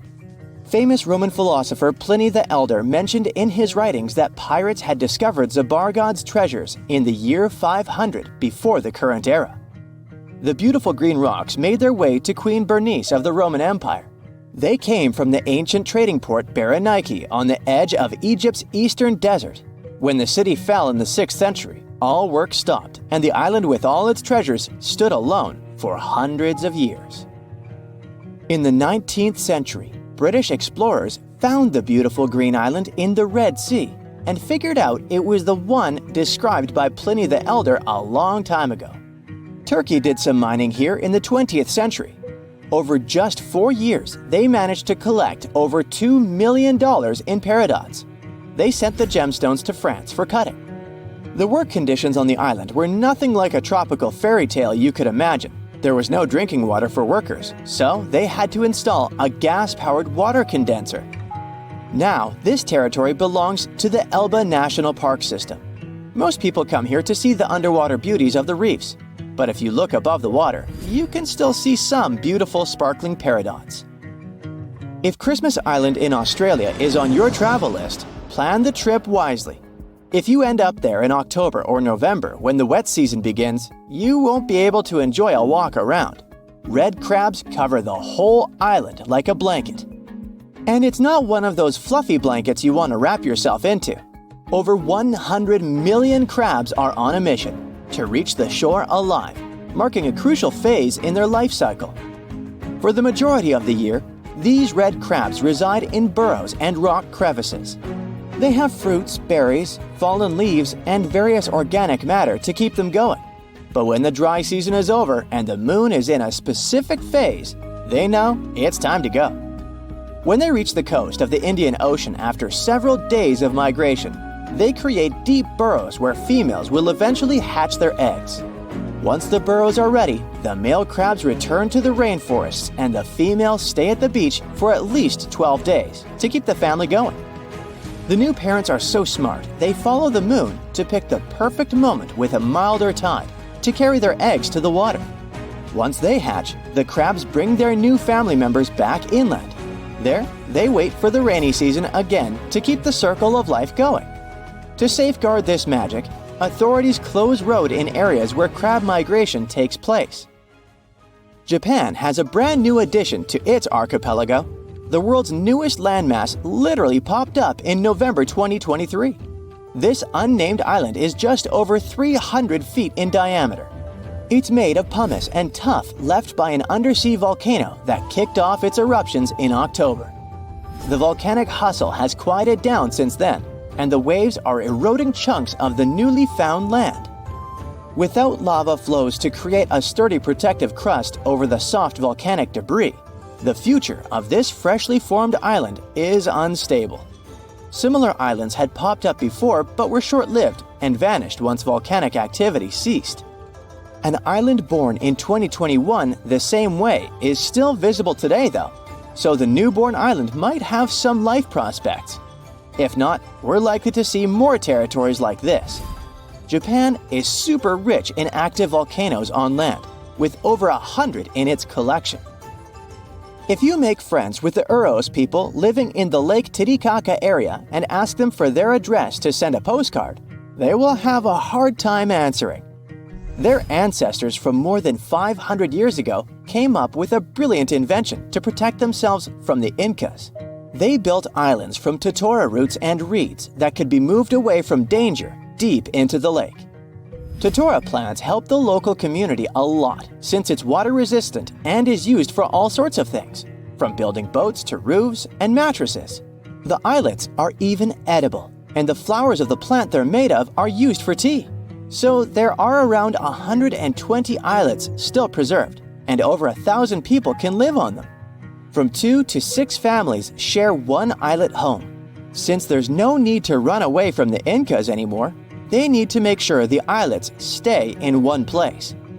Every 15 to 20 days, the reeds forming the islets decay and need to be replaced. To prevent constant drifting, locals use eucalyptus rods as anchors, firmly securing the islets. Despite their small size, these islets have 2 spoken languages. The residents craft their fabric and create stunning outfits. Solar panels provide sufficient power for them to have light and even TVs. The main islet has a radio station, and the locals have embraced tourism. You can make a reservation online and experience the floating life yourself. Some islands pop out of nowhere, and others disappear without a trace. One of the most famous so-called phantom islands is High Brazil off the coast of Ireland. Before you ask, no, it doesn't have anything to do with Brazil. High is a variation of I, which means island, and Brazil comes from the root bres, meaning mighty, great, beautiful in Irish, and it gave the name to one of the local deities. This tiny mist-covered island was first mapped in 1325, but later attempts to pinpoint its exact location didn't come to one result. So, legend has it that the island appears only once in 7 years, and even those who claim to have seen it say they had just sailed right through it without bumping into any land. Captain John Nisbet shared the story of how he had not only spotted High Brazil, but got stranded on it with his crew. According to him, the island boasted a castle and was mostly uninhabited. There was even an encounter with an ancient grave gentleman who shared the island's ancient history over a lavish feast. In the late 15th century, a series of expeditions set sail from Bristol to find the famous island. All attempts failed, and High Brazil disappeared from the maps in 1865. We might never find out if it was there in the first place, but it's a beautiful story anyway. And we love the thrill and fun we get from the games like Monopoly and Taboo. But what did people play hundreds of years ago? Surprisingly, some of these games are still played today, and you can buy their replicas. Let me know which is your favorite at the end of the video. Let's start with one of the oldest board games in the world, the royal game of Ur. Also called the game of 20 squares, was invented around 4,600 years ago in ancient Mesopotamia. The game was rediscovered when the excavation started in the 1920s in the Royal Cemetery of Ur in modern-day Iraq. The game wasn't only played by royals. People from all social classes enjoyed this two-player strategy race game. It was popular all over the Middle East, but its fame reached other places like Sri Lanka. Okay, Brightside, tell me how this game is played. It's similar to backgammon. People competed to get all their pieces from one part of the board to the other. To win this board game, you need to have a strategy, but also you needed luck. Besides entertainment, this game had a special importance regarding fortune-telling. The events in the game were believed to mirror the player's future. According to this belief, the game transferred messages from deities or supernatural beings through the moves in the central squares. How come people stopped playing this game? Well, the game evolved with time, and then it was replaced with other board games. Senet is a board game from ancient Egypt, dating to around 3100 BCE. The objective of the game is to take all of your pieces off the board. You get 4 or 5 colored pieces. Then you use Senet sticks as dice. Players take turns. There are special rules on how and when you can move your pieces.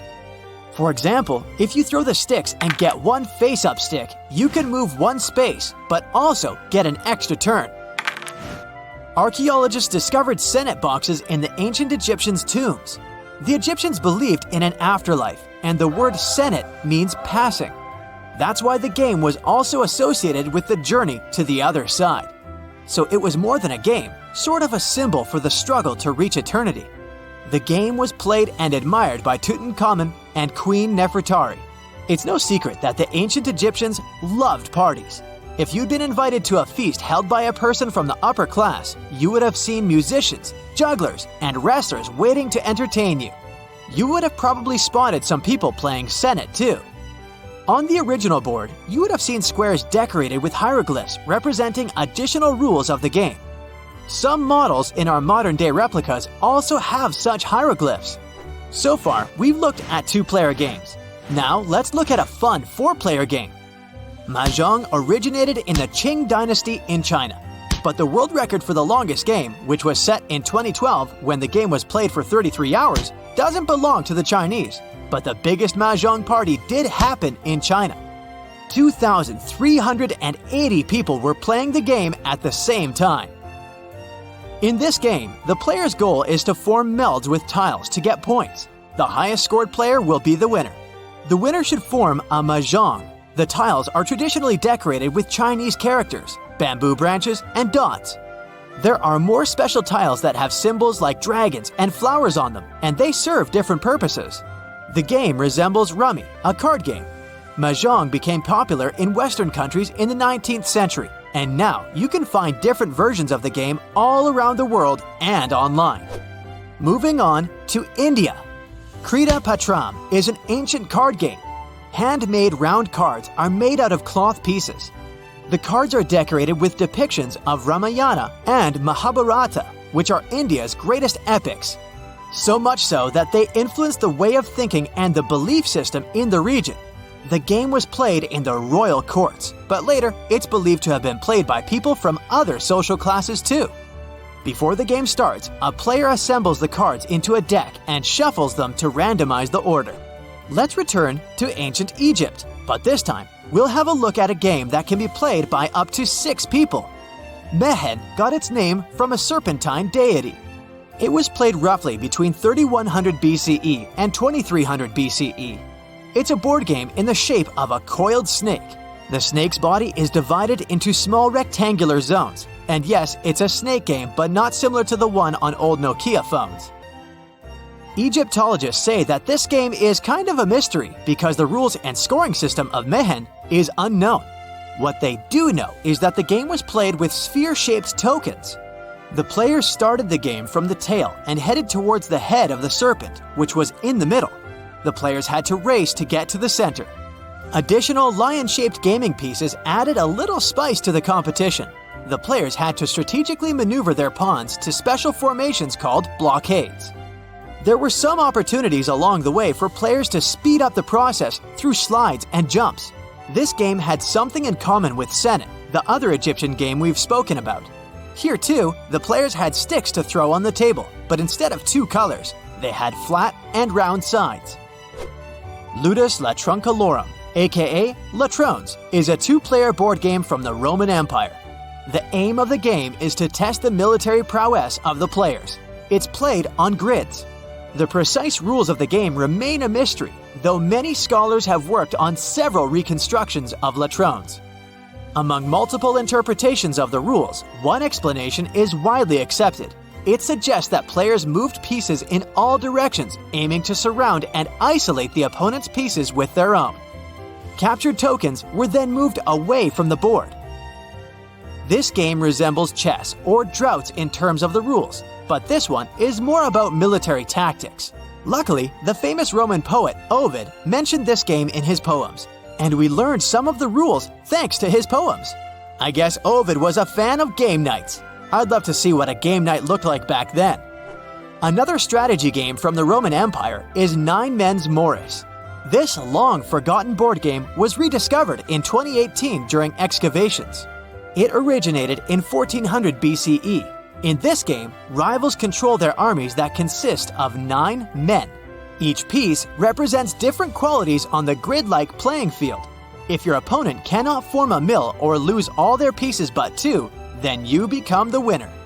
In Norway, France, Germany, and many other countries, especially in medieval Europe, there were different variations of Nine Men's Morris. Interestingly, Shakespeare mentioned it in his famous comedy, A Midsummer Night's Dream. The next game is Wari. It's also known as Mancala. It became popular in West Africa and then spread to the rest of the world. Here, two players want to beat each other by planning their moves. This game requires mental skills and lots of practice. In other words, wearing your lucky t-shirt won't help you win the game.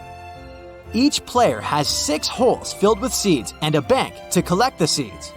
As a player, you want to get the seeds of your opponent. There are detailed rules for how you can collect the seeds, of course. You can play this game at home. Instead of seeds, you can use any small objects, like pebbles, marbles, or even M&Ms. Do you think these games will still be around 1,000 years from now? Chess, for instance, has made it this far, and it doesn't seem to be going anywhere.